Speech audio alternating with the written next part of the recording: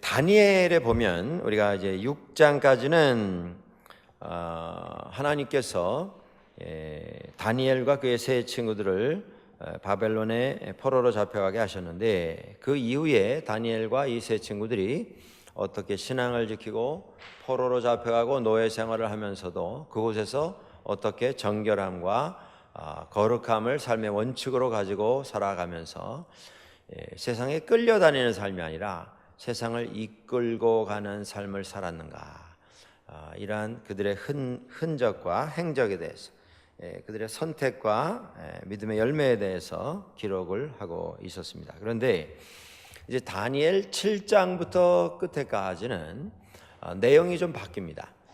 왕이 다니엘에 대해서 어떻게 핍박을 하고 어떻게 신앙을 내려놓을 것을 강요를 하고 그 어려움 가운데서 이기고 승리하였는가, 이런 내용이 끝나고 7장부터는 하나님께서 앞으로 세상을 어떻게 다스리실 것인가, 미래에 대한 환상에 관한 이런 내용들을 7장에서부터 언급을 하고 있습니다. 그러니까 마치 1장부터 6장과 7장부터 마지막에 나오는 12장까지는 별개의 두 책인 것처럼 우리가 느낄 수도 있는 아주 비교가 되고 잘 이렇게 연결하기가 힘든, 한쪽은 실제 생활, 또 한쪽은 환상에 관한 것, 이렇게 나눌 수 있는 두 내용을 다니엘에서 우리가 만나보게 됩니다. 우리가 예수 믿으면서 첫째는 구원입니다. 우리의 관심은 어떻게 하면 우리가 구원 얻을 수 있는가. 우리가 성경에서 나오는 것처럼 이런 말씀은 가슴에 그냥 새겨 놓으십시오. 평생 우리가 되새겨도 새길수록 은혜가 되는 그런 말씀입니다. 우리가 구원받은 것은 예수 그리스도의 은혜에 의한 것입니다. 그리고 믿음으로 말미암은 것입니다. 그렇기 때문에 이것은 우리가 자랑할 것이 없습니다. 왜냐하면 이것은 하나님께서 우리에게 주신 선물이기 때문입니다. 그리고 우리가 그렇기 때문에 자랑하려면 예수 그리스도만 자랑해야 합니다. 다시 한번 말씀드립니다. 우리의 구원은 은혜에 의하여 믿음으로 말미암아 우리들에게 하나님께서 선물로 주신 것입니다. 이게 우리들의 첫 번째 관심입니다. 믿음 생활하면서 구원은 우리에게 어떻게 주어졌는가. 그리고 두 번째 관심은 우리가 그러면 믿음을 얻은 사람으로서 어떻게 살아가야 하겠는가. 믿음 얻었다고 믿음 없는 그 순간 당장 공중 들림 받아서 하늘에 우리가 생활하던 현장에서 휙 하고 날아서 올라가는 건 아닙니다. 우리가 구원 얻은 다음에도 우리는 하나님께서 우리에게 허락해 주신 시간 속에 거하면서 이 세상에서 우리에게 주어진 시간을 다 살고 난 다음에야 우리는 하나님 앞에 서게 됩니다. 그 남은 시간이 얼마나 될지는 아무도 모릅니다, 여러분들. 정말 인생은 모르는 것입니다. 정말 인생은 모르는 것입니다. 우리가 지난주에도 참 마음 아픈 우리 장석기 집사님 세상 떠난 소식을 함께 듣고 하나님 앞에서 참 기도를 같이 했습니다마는 여러분들 인생은 모르는 겁니다. 아무리 젊고 아무리 건강해 보이는 사람도 뭐 어느 순간에 하나님 앞에 부름 받을 수 있습니다.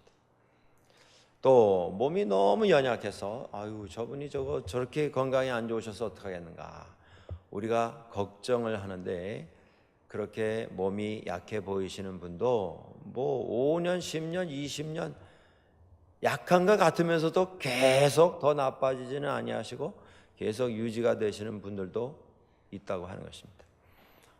영국 속담에 그런 얘기가 있어요. 깨진 그릇 더 오래 쓴다. 그게 우리가 좀 새겨들어야 될 얘기입니다. 특별히 건강에 관한 한. 깨진 그릇이 왜 더 오래 쓸까요? 조심하니까. 조심조심. 건강 너무 자신하는 분들이 오히려 건강 관리를 안 하셔서 손해를 보시는 경우가 참 많습니다. 우리가 지난달 말에 이동원 목사님 강사님으로 모시고 우리 신앙 부흥회 귀한 시간을 가졌는데, 사석에서 우리 목사님 모시고 이제 이것저것 이렇게 움직이면서 사석에서 여러 가지 목회에 대한 말씀 나누다가 이제 건강 이야기가 나왔습니다. 근데 이제 이동원 목사님 지금 71세이신데 당뇨가 있으세요. 그래서 이제 식사 좀 조절을 하셔야 되고 정기적으로 약을 이제 드시는 이런 일이 있습니다. 하루에 2번씩 약을 잡수신다 그래요. 그러면서 이 목사님 이런 말씀하셨습니다. 이 당뇨라고 하는 병이요 참 좋은 병입니다. 그러시더라고요. 무슨 얘기인가 그랬더니 이 목사님 설명이 이겁니다. 이 당뇨가 있으니까 조심하게 됩니다. 예? 먹는 것도 조심하고, 인간이 이게 깨진 그릇이구나. 관리를 그저 겸손한 마음으로, 괜히 하나님 앞에서 내 건강 나는 평생 이러면서 자랑하고 자만하다가 어려움 당할 게 아니고 그저 깨진 그릇으로 생각하고 조심조심, 예? 꺼진 물도 다시 보자 하는 심정으로 조심조심 겸손한 마음, 그리고 하나님 앞에서 하나님, 저는 결국 그냥 피조물일 뿐입니다. 저는 그 깨달음을 되새기면서 살아갈 수 있도록 해주시는 하나님의 어떤 겸손하게 만드시는 도구라고 생각하기 때문에 당뇨병은 참 좋은 병입니다. 그러시더라고요. 우리가 어떻게 하나님 은혜 속에서 하나님께서 오라 부르시는 그날까지 겸손한 마음으로 살아가는가, 이것이 우리 믿는 사람이 가지는 믿음 안에서의 2번째 관심입니다. 관심을 우리가 나열하자면 한없이 많을 것입니다. 그 다음에 우리가 가지는 관심은 말씀 전하는 것입니다. 전도하는 것입니다. 사는 동안, 믿음 생활 가지고 사는 동안, 예수님 믿고 사는 동안, 죽기 전에 나 때문에 예수 믿은 사람은 있어야 됩니다. 많으면 많을수록 좋은 것이죠. 그러니까 여러분들, 전도가 무슨 옵션으로 생각하지 마세요. 나는 예수 믿었고 믿음으로 구원 받았다, 그러니 감사하고 할렐루야, 거기서 끝나시면 안 됩니다. 우리는 받은 믿음을 간증만 하고 필요할 때 꺼내보면서 행복해하고 흐뭇해하고 그렇게만 사시면 안 됩니다.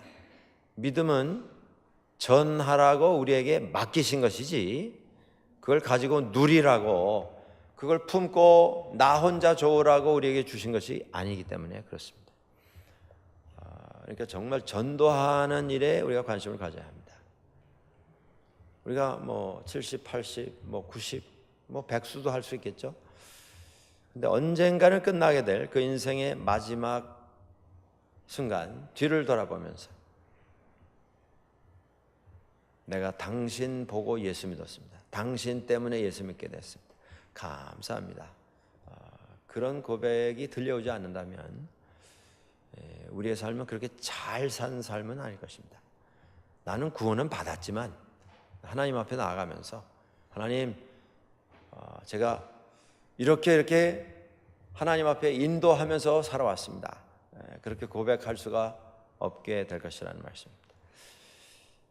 그 복음성가 가운데 Thank you, Lord 라고 하는 그 찬송이 있어요.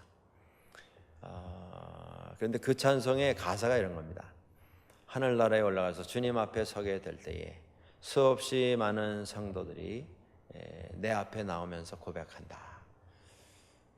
당신이 우리 교회 어느 날 수요일 날 저녁에 오셔서 강사로 오셔서 그날 전해주신 그 말씀 듣고 내가 예수 믿었습니다. 당신 때문에. 당신에게 감사합니다. 또 어떤 분이 말한다는 것이죠. 그 노래 가사입니다. 선교사님이 오셔서 선교 보고하시는 그 저녁에 제가 마음에 도전을 받고 감동을 받고 헌신의 삶을 결정하고 그 이후로 후회 없는 헌신의 삶을 살아왔습니다. 당신 때문에. 하나님 감사합니다. 눈을 들어보니까 천국 앞에 하나님 앞에 섰는데 끝이 안 보이는 성도들의 대열이 자기를 향해서 나오면서 하나님 앞에 Thank you, Lord. 저를 구원해 주신 것 감사합니다 라고 하는 그 감동의 장면을 내가 믿음의 눈으로 본다. 그게 뭐 그 복음성가 가수 그 한 사람만의 가사가 돼서는 안 될 것입니다. 예수 믿고 말씀 전하는 것, 예수 전하는 것, 이것에 관심을 가져야 합니다. 그러니까요, 인생은 너무 짧아요. 이거 다 하기에. 예수 전하기도 바쁜데 예수 방해하며 살면 되겠습니까? 어떤 사람이 나도 예수 좀 믿어볼라 하는 마음이 생겼는데 당신 보고서 내가 예수 믿을 마음이 딱 떨어졌다. 그런 음성이 들려온다면 정말 예수님 경고하신 것처럼 연자 맷돌을 메고 물속에 떨어지는 게 나을 것이다. 이건 무서운 말씀입니다, 여러분들. 그러니까 우리가 그저 누구에게나 좀 은혜를 전달할 수 있는, 마음의 독을 전달하는 게 아니고 은혜를 전달할 수 있는 이런 생활을 해야 합니다. 그것이 우리의 관심이 돼야 합니다. 관심이 뭐 계속 뭐 하루가 아니라 며칠을 말씀드려도 우리가 가져야 할 관심의 대상이 수없이 많습니다만, 그 가운데 제일 마지막 우리의 믿음의 관심은 뭐냐면 주님의 다시 오심입니다. 마지막 심판. 이 세상이 다 끝나는 그 순간, 우리가 주님 앞에 서게 될 때에 예수 그리스도 앞에서 양과 염소를 가르치는 하나님의 백성들과 불의한 자들을 가르치는 그 심판대 앞에 서게 되며 거기에서 선언되는 착하고 충성된 종아, 내가 작은 것에 충성하였으니 이제 너에게 내가 큰 것을 맡기라. 나의 잔치에 참여하라. 부르시는 예수 그리스도의 음성, 예수 그리스도의 선포해 주시는 구원의 선포의 말씀을 듣는 그 순간, 그게 우리들의 믿음 생활의 마지막 관심의 대상입니다. 다니엘에서 이제 7장부터 우리에게 말씀해 주시는 총 주제가 뭐냐면 마지막 때입니다. 마지막 때 혹은 마지막 심판. 구약 성경에 주님의 날, The Day of the Lord. 그러니까 Lord's Day 하면 주님 날, 주일날 예배하는 주일날을 뜻합니다만은 The Day of the Lord, 구약 성경에 The Day of the Lord 하면 주의 날 해가지고 이것은 예수 그리스도께서 다시 오시는 재림의 날, 최후의 심판의 날이라고 하는 대명사가 됩니다. 이것이 우리 믿는 사람들의 최후의 가장 마지막 관심의 대상이 되는 이런 주제입니다. 그런데 우리가 이 마지막 날 심판하면 우리 사람들은요, 뭐 이거 동서고금을 구분하지 않아도 될 정도로 문화, 언어 전혀 상관없이 똑같이 인간은 마지막 날이라고 하는 말세라고 하는 말을 들으면 두 가지를 생각합니다. 첫째는 그날이 언제가 될 것인가. 두 번째는요, 마지막 때, 마지막 날, 심판, 이 말을 들으면서 생각하는 두 번째는 그러면 심판의 징조가 무엇이 될 것인가. 예수님께서 마지막 때의 징조에 대해서 여러 가지를 경고를 하셨습니다. 마지막 때에 이런 일이 있게 될 것이다.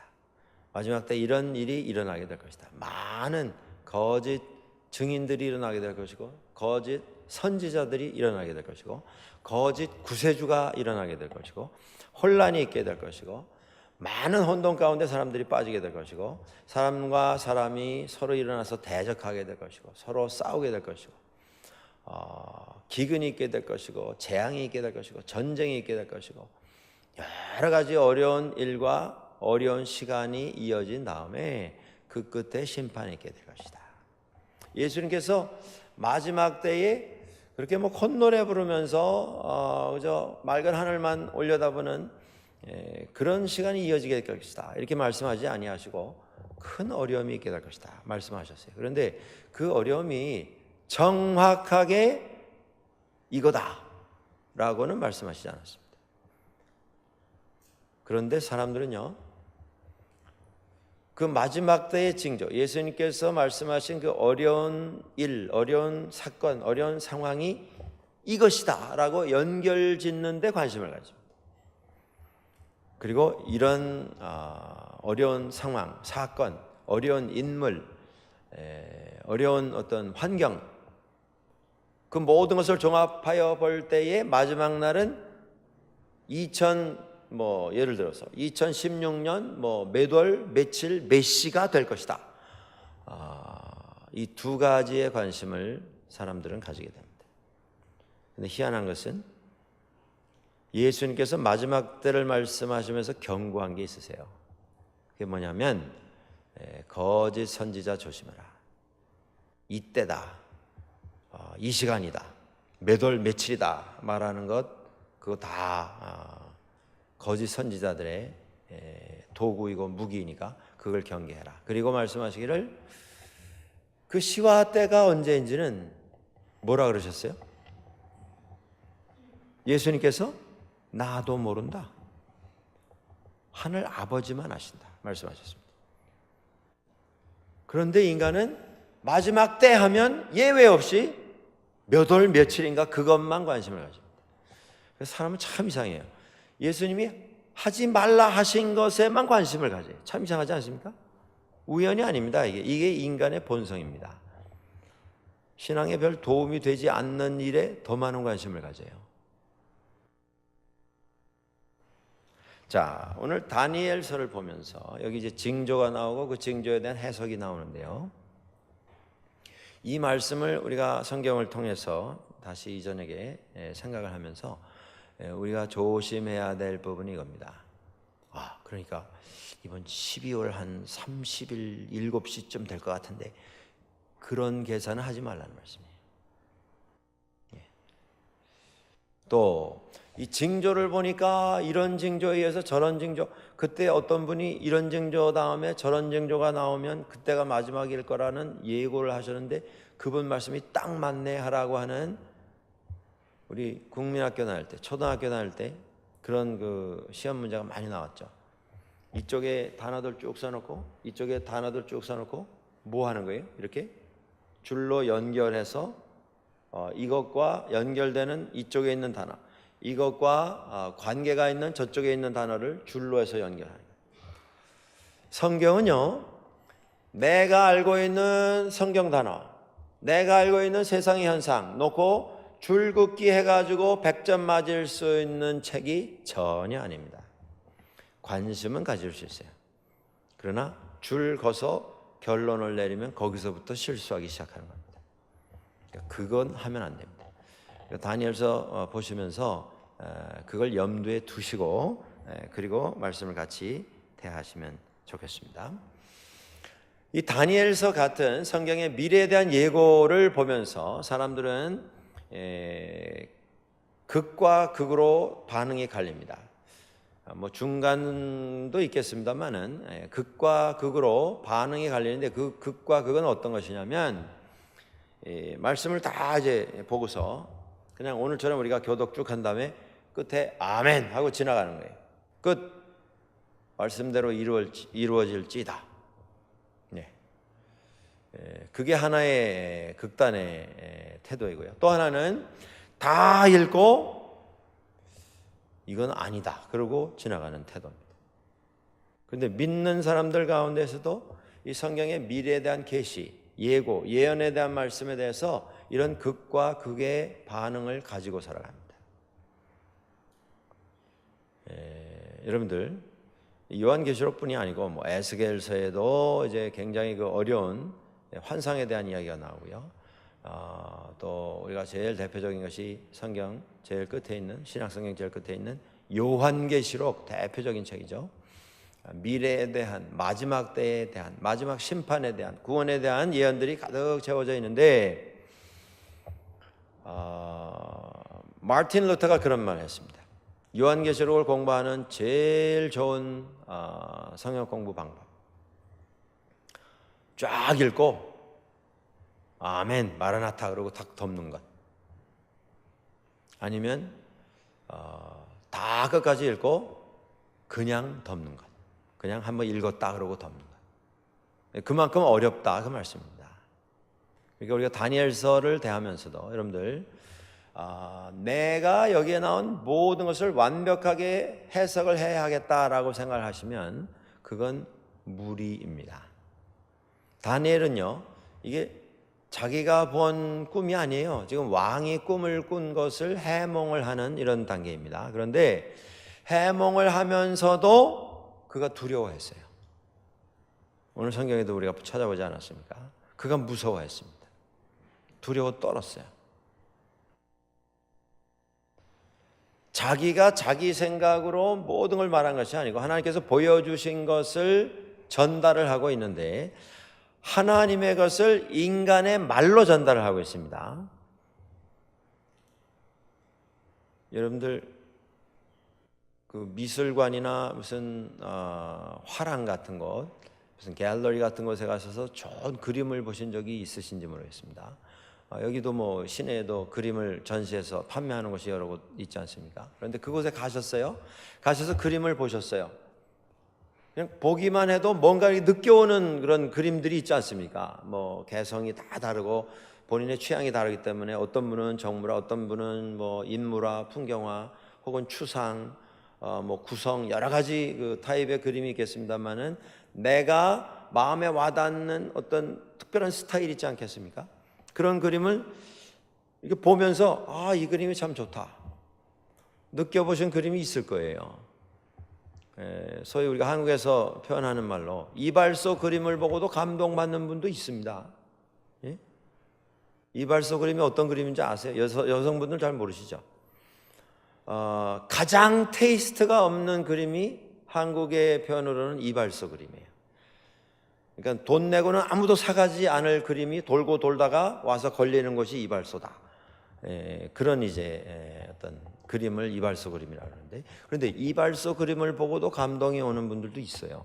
그건 다 개성이 다른 거기 때문에 비난할 수가 없어요. 어떻게 그런 그림 보면서 감동을 받냐, 그렇게 말할 수 없는 것이죠. 그런데 제가 말씀드리려고 하는 요지는 이겁니다. 그 그림을 보셨어요. 그런데 가서 어떤 분에게 내가 오늘 그림을 하나 봤는데 내가 보통 때는 그림에 관심이 없는데 그 그림을 보는 순간 정말 마음이 시원해지고 마음이 평안해지는 그런 느낌을 받았다. 그분이 물어보실 거 아니겠어요? 어떤 그림이었냐? 그 그림에 산이 있고 나무가 있고 말이야. 거기 구름이 떴는데 이게 감동이더라. 듣는 분의 감동이 있겠어요, 없겠어요? 같이 들으면서 막 눈물이 글썽글썽하면서 야, 나는 그냥 듣기만 해도 감동이 온다. 그러시겠어요? 아니면 그 산이 있고 구름이 떴는데 나무가 있는데 어떻다는 거냐? 그럴 거 아니겠어요? 하나님께서 보여주신 환상이 있는데요. 그 환상을 우리가 사람에게 전하는데 사람에게 전할 수 있는 유일한 도구는 뭐예요? 인간의 언어입니다. 인간의 언어를 가지고 하나님의 환상을 우리가 표현할 수 있을까요? 완벽하게? 음악도 마찬가지 아니에요. 예? 저희 집에 이제 음악 전공하는 제 누님이 있었기 때문에 어릴 적부터 저는 피아노 치는 거 아주 못이 박히도록 들으면서 자랐습니다. 국민학교, 중학교까지. 그래서 뭐 이제 무슨 소나타 해가지고 치는데 그 피아노 치는 분들 참 대단하세요. 여기 오늘 저녁에도 피아노 전공하신 분들이 몇 분 있으시지만 음악 전공하신 분들 몇 분 있으시지만 그 손가락 10개를 막 다 이걸 사용을 해야 이게 음악이 나오는 거 아니겠어요? 근데 그걸 10번, 20번 하루에 연습을 하는 거예요. 연습하는 사람은 자기를 위해서 한다지만 듣는 사람은 무슨 죄가 있습니까? 하루 종일 그걸 들어야 돼요. 그래서 제가요, 그 곡이 누가 지은 소나타 몇 번이다라고까지는 제가 지정은 못해도 곡 틀어주고 그거 적으라 그러면 적을 자신 있어요. 제가 그 정도로 많이 들어서 외웠습니다. 그게 이제 그때는 지겨웠는데 지내고 보니까 그게 저한테는 참 그 귀한 시간이었어요. 저도 모르게 이 음악에 대한 이해가 생기고 음악에 대한 어떤 세계가 열리는 그런 경험을 하게 된 것이죠. 근데 이렇게 지나다 보니까요, 어떤 곡들은요 저하고 동의 안 하실 수도 있어요. 여러분들이 어떤 곡들은요 이렇게 들으면 가사도 없어요. 그냥 선율만 흐르는데 정말 와서 닿는, 와 이렇게 찡해지는 곡들이 있어요. 왜 그럴까요? 무슨 이유가 없죠. 뭐 가사로 올리는 게 아닌데, 제가 이렇게 시간이 처음 지나면서 저는 20대 30대 그 뭐 유행 가수들 나가가지고 뭐 하면서 뭐 이렇게 노래하고 이러는 걸 아주 경멸했던 사람 중에 하나예요. 아야, 저걸 왜 들으면서, 저 방청객에 나와 있는 분들은 저 얼마나 할 일이 없길래 저기 와가지고 박수를 치면서 열광을 하면서, 또 어떤 분들은 또 돈 내고 표 사고 들어와가지고 그 뭐 무슨 가수 훈아 오빠 뭐 이런 사람들 나오면 막 소리 지르고 꽃다발 던지고, 저 얼마나 할 일이 없으면 저런 일을 할까 그랬는데요. 저도 이제 한 60 이렇게 돼 가니까 어떨 때는요 유행가 가사 들으면서 찡하는 때가 있어요. 그런, 혹시 우리 정 목사님은 아마 저하고 동의를 안 하시거든요. 30대니까. 근데 나이 들어가면서 그런 또 그 체험이 있더라고요. 예. 그러니까 그 인간 마음이 조금 철이 들어가면서 겸손해지는 것 같아요. 그런데 그건 가사에서 좀 그런 좀 어떤 느낌이 오는 거 아니에요. 그 유행가들은 평소에 들으면서 아유 저 누가 저런 걸 가사로 쓰고 돈을 받았나 그랬는데, 이 시간이 지나면서 아니더라니까요. 아 맞아, 인간이 그럴 수도 있어. 예? 맞아. 예?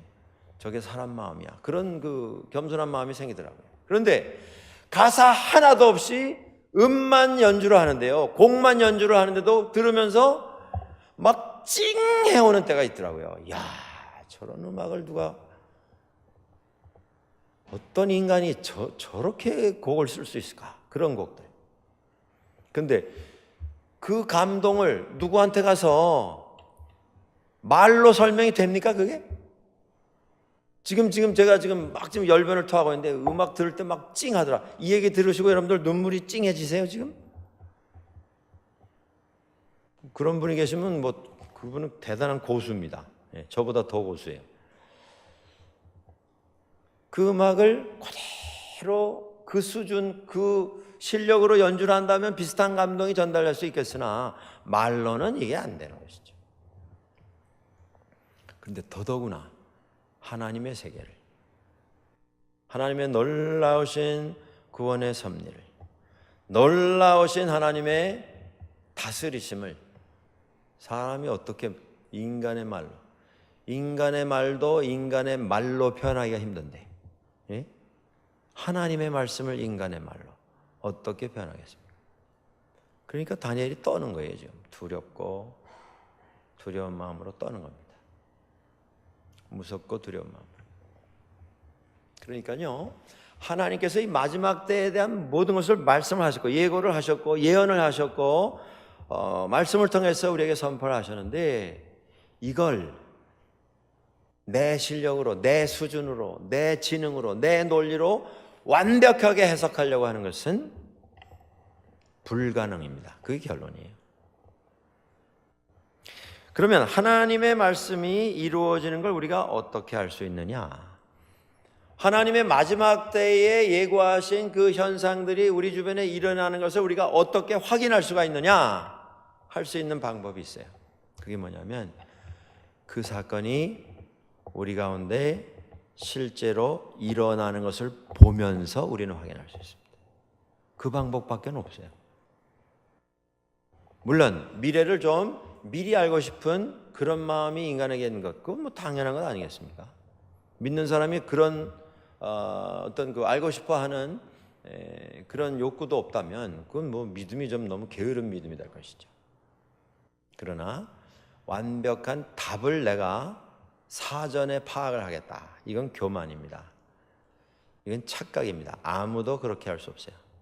가장 확실하고 가장 좋은 하나님의 미래에 대한 말씀을 확인할 수 있는 길은 그 사건이 실제로 우리 세대에 일어나는 것을 우리 눈으로 보면서 깨닫게 되는 방법밖에 없어요. 물론 징조에 대해서 예민한 어떤 영성을 키워가면서 준비하는 건 필요할 것입니다. 그러나 미리 결론을 내리는 것은 아무도 할 수 없습니다. 자, 여기에 이제 7장하고 8장에 몇 가지 말씀들이 등장을 하고 있습니다. 그런데 여기 보시면 7장에 네 짐승에 대해서 이야기가 나오고요. 그리고 8장에 보면 숫, 양, 숫, 염소에 대한 말씀이 나옵니다.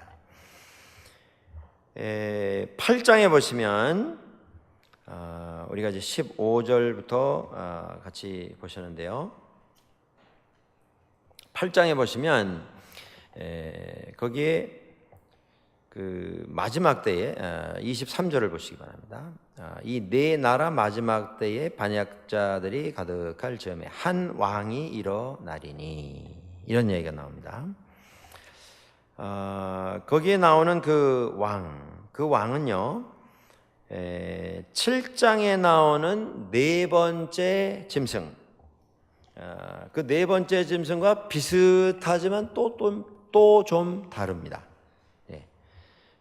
그 포악하고 무자비하고 폭력적이고 한 것이 비슷하지만 거기 묘사가 되는 내용이 조금 다릅니다. 자, 그러면 여기에 나오는 왕들을 우리가 어떻게 구분할 것인가, 이제 말씀을 드려보는데요.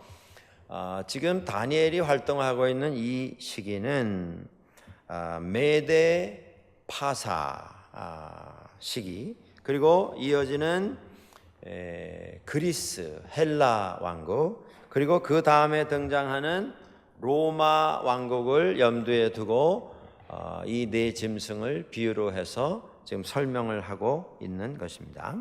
그런데 여기에 나오는, 그러니까 7장하고 8장이 반복되는 게 아니고요, 비슷하지만 다른 내용을 설명을 하고 있습니다. 그런데 여기 8장에 나오는, 금방 말씀을 드린 23절 이하에 나오는 네 나라 마지막 때에 반역자들이 가득할 즈음에 한 왕이 일어나는데, 그 한 왕은 이 왕에 대한 아주 최악의 묘사가 이어집니다.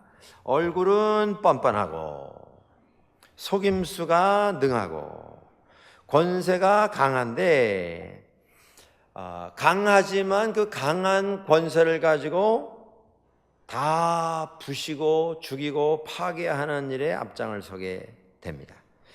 24절 이어지는데요. 권세가 강할 것이나 자기의 힘으로 말미암은 것이 아니며 그가 장차 놀랍게 파괴 행위를 하고 자의로 행하여 형통하며 강한 자들과 거룩한 백성을 멸하리라. 그 다음에 계속 그의 그 악한 행위가 이어집니다. 꾀를 베풀어 제 손으로 속임수를 행하고 마음에 스스로 큰 체하고 평화로운 때에 많은 무리를 멸하며, 그 다음에 스스로 서서 만왕의 왕을 대적할 것이나, 25절 끝에 보시면 그가 사람의 손으로 말미암지 아니하고 깨지리라. 결론이 뭡니까? 그 네 왕국이 지나간 다음에 한 뻔뻔한 왕이 일어나서 거짓말하고 파괴하고 모든 사람들을 죽이는 일을 하는데, 그 마지막에 뭐냐 하면 결국 깨집니다. 깨지는데 누가 깹니까? 사람의 손에 의해서 깨지는 게 아니라 하나님이 심판하심으로 그가 이 세상의 종말을 맞이하게 될 것이다, 이렇게 이야기합니다. 지금 말씀드린 이 다니엘서에 나오는 네 왕국은 메데 파사, 퍼시아, 이란입니다, 지금의. 그리고 이어지는 그리스 왕국, 그 다음에 로마 왕국, 이렇게 이제 네 나라가 이어지는데요. 거기다가 앞에 붙여서 바벨론을 하나 따로 놓는 이런 분들도 있고, 어떤 분들은 메데, 그리고 파사, 그리고 그리스, 그 다음에 로마, 이렇게 구분하는 분들도 있습니다만은 그건 뭐 그렇게 중요하지는 않습니다. 거기 몇 나라가 어느 순서로 들어가느냐, 그것보다도 그 시기에 일어났던 큰 네 왕국이 언급이 되고 있다라고 하는 것을 보시면 되겠고요. 그리고 8장에 나오는 그 마지막 때에 가장 많은 사람들에게 피해를 입히는 이 왕, 이 임금에 대해서는 다니엘이 지적하는 임금은 헬라 왕국의, 그리스 왕국의 안티오쿠스 에피파네스라고 하는 왕입니다. 이 왕은 유대인들과는 특별한 악연으로 엮여지는 왕입니다. 여러분들, 그리스는요 지금 서구 사상의 산실입니다. 그리스 문명, 그리스 철학이 이 서구인들의 사고의 제일 밑바탕 기초입니다. 서양 사람들의 이 합리적인 생각, 그 뿌리가 어디 있냐면 그리스예요. 그리스가 이 서구 사회의 정신적 요람과 같은 것입니다. 사고적이고 이지적이고 합리적이고, 그리고 민주주의가 탄생된 것이요 그리스입니다. 그리스. 민주주의가 세상에서 가장 완벽한 제도는 아닙니다만, 그래도 가장 좀 이성적이고 논리적인 제도라고는 할 수 있겠죠. 근데 그것이 탄생한 곳이 그리스입니다. 미국이 아니고요, 영국이 아니고 불란서가 아니고. 그리스인들이 지금 뭐 나라가 부도가 날 뻔해가지고 지금 굉장히 어려움 당하고 있는데, 그럼에도 그리스인들의 자부심은 대단합니다. 왜냐하면 우리가 서구인들의 정신적인 아버지다, 그런 자부심이 자기들에게 있어요. 당신들 조상이 나무 가지 타고 이쪽 나무에서 저쪽 나무로 뛰어다닐 때 우리의 조상들은 공회당에 모여서 민주주의를 논했다, 인생의 의미를 논했다, 이런 자부심이 그들에게 있어요. 그리스 문명은 합리적, 이지적, 사고적, 그리고 민주적, 이성적, 이런 단어들의 어떤 그 상징과 같은 것입니다. 그런데 그 모든 것을 상징하는 그리스 왕국의 대왕 가운데 안티오쿠스 에피파네스라고 하는 왕이 왕노릇 하던 시절에 무슨 일을 했냐 하면요, 세상에서 유대 신앙이라고 하는 것을 싹 없애버릴 계획을 세우고 그 어떤 정책을 시행을 했습니다. 예루살렘에 들어와가지고 예루살렘 성전을 더럽히는 일을 제도적으로 했어요. 단계적으로. 예루살렘 성전 안에 돼지를 데리고 들어왔습니다. 그리고 돼지를 잡아가지고 돼지 피를 예루살렘 제단에 뿌렸어요. 하나님 예배하는 장소에 그 짐승은 부정하니 건드리지 마라 했던 그 부정한 짐승들을 예루살렘 성전에 다 데리고 들어와서 거기서 제물로 바쳤습니다. 유대인들을 대량 학살을 했어요.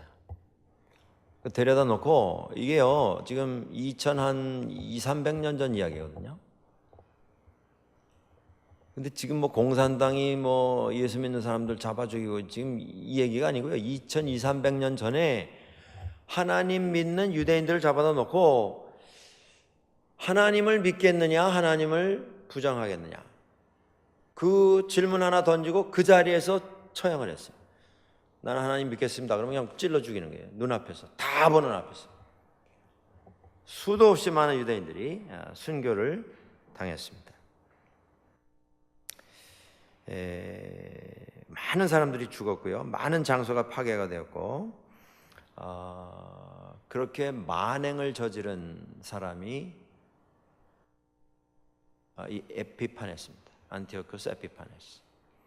유대의 땅이요 역사를 통해서 계속 강대국 사이에 끼어서 침략을 당하고 수도 없이 많이 점령을 당하고 압제에 시달렸습니다. 그런데 이스라엘 역사 가운데 신앙 때문에 가장 많은 피를 흘려야 했던 시기가 언제냐면 헬라 시대입니다. 헬라 시대. 이게 참 어떻게 보면 모순이 아닙니까? 가장 이성적이고 가장 조직적이고 합리적이고 민주주의적인 생각에서 탄생을 한 그리스 왕국에 의해서 이스라엘은 가장 많은 피를 흘려야 하는 희생을 치러했습니다. 이게 역사고 이게 인간입니다, 여러분들.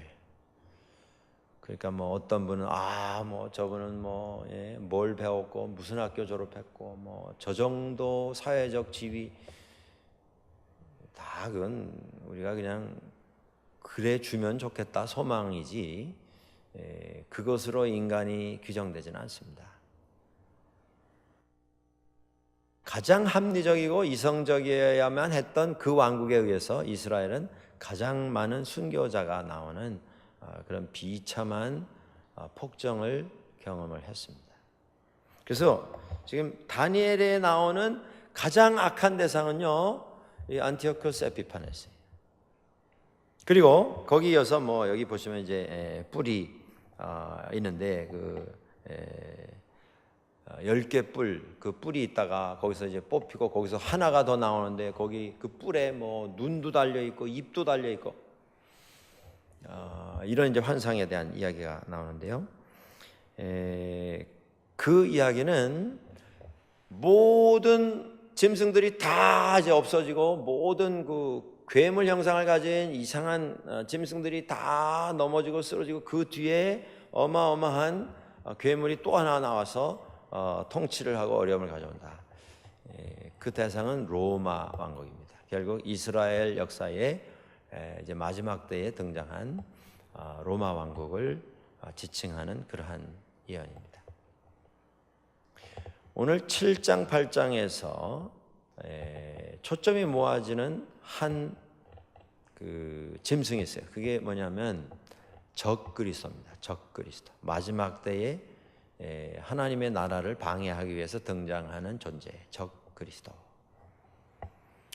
자, 여기 보면 누가 누구냐 이거는 나와 있잖아요. 근데 후대 사람들이 다니엘이 말하는 이 사람이 이 사람이고 이 왕국이 이 왕국일 것이다, 이렇게 추정을 하는 것입니다. 그런데 그때 진행된 역사를 보면 거의 맞아떨어져요. 그러면 다니엘은 그 시대를 미리 하나님께서 보여주시고 그것을 해석하고 선포했다, 이렇게 생각할 수 있죠. 자, 그런데 그렇다고 하면 다니엘서에 나오는 모든 미래에 대한 예고는 로마 왕국이 등장하는 것으로서 다 이루어지고 끝이 났느냐? 중요한 건 뭡니까? 그게 아니라는 것이죠. 다니엘서는 우리에게 하나님의 마지막 심판이 있게 되는 그 시대에 어떤 징조가 있게 될 것인가에 대해서 말씀을 했지, 어느 왕국 다음에 어느 왕국이 이루어지고 그렇게 이야기하신 것은 아닙니다. 그러니까 그것이 한 번 2300년 전에 이루어졌기 때문에 우리 시대와는 전혀 상관이 없는 이런 말씀이 다니엘이다 라고 생각하시면 오해다, 그 말씀이죠. 우리의 미래에 대한 얘기예요. 그리고 그 미래를 하나님께서 준비하셔서 우리들에게 허락을 하실 날이 우리에게 다가오고 있다, 그걸 깨닫고 준비해라 하는 것이 다니엘서의 주제입니다. 끝난 이야기가 아니고 이제 우리에게 일어날 일에 대한 하나님의 말씀인 것입니다.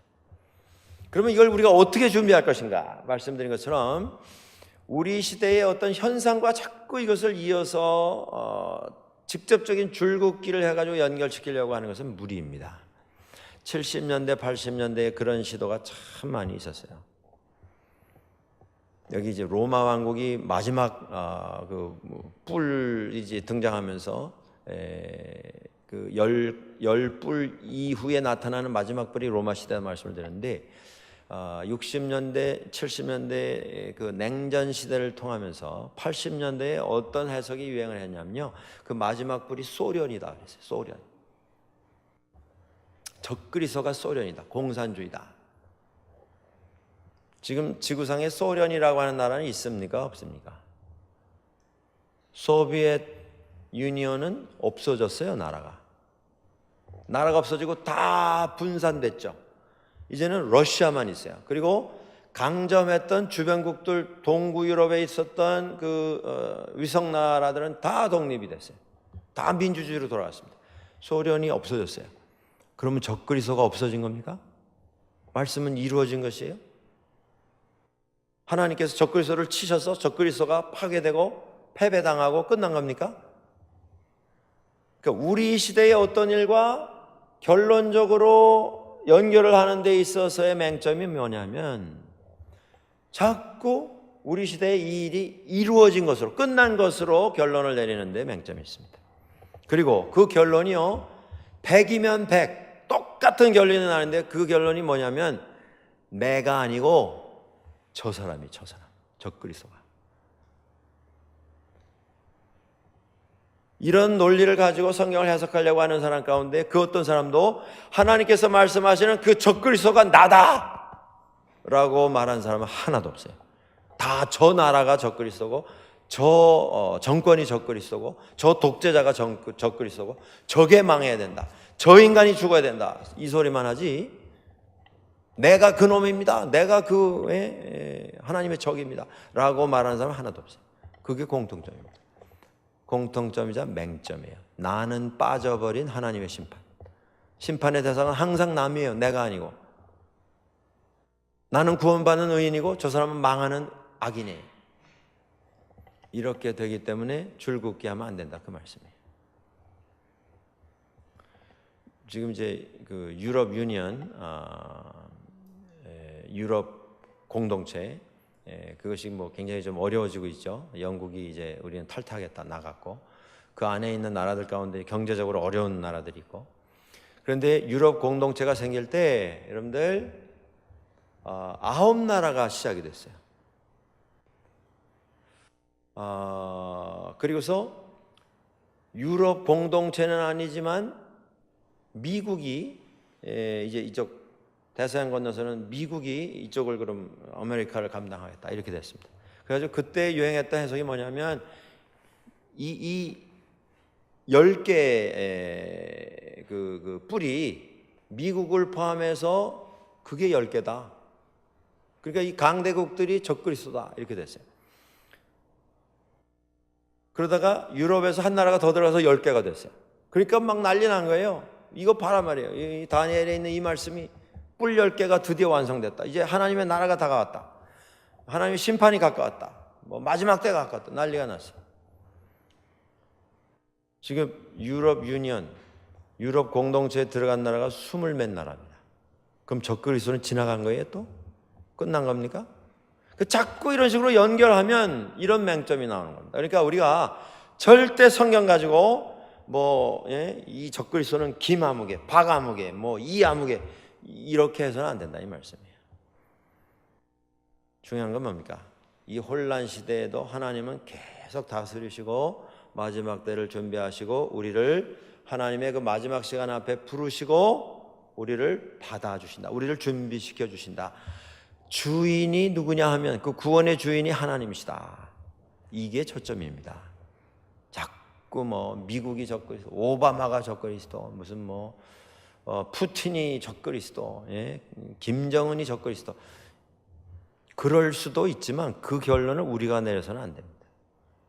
우리는 뭐냐면 이런 그 혼란 시대를 보면서 정말 하나님의 나라가 가까이 왔구나 깨달음을 가지고 겸손히 엎드려서 하나님의 말씀에 귀를 기울이는 이런 일에 더욱더 관심을 가지고 우리의 시간과 열정을 드려야 할 것입니다.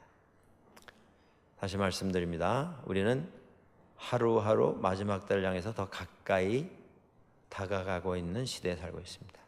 이때에 말씀을 붙잡고 주변에서 들려오는 거짓 선지자의 음성에 귀를 기울일 게 아니라 하나님의 말씀을 의지하고 마지막 때를 살아가는 믿음의 열매를 맺는 우리 모두가 되어야 하겠습니다. 이러한 각오와 결단을 새롭게 다지는 이 저녁이 될 수 있기를 주의 이름으로 간절히 축원합니다.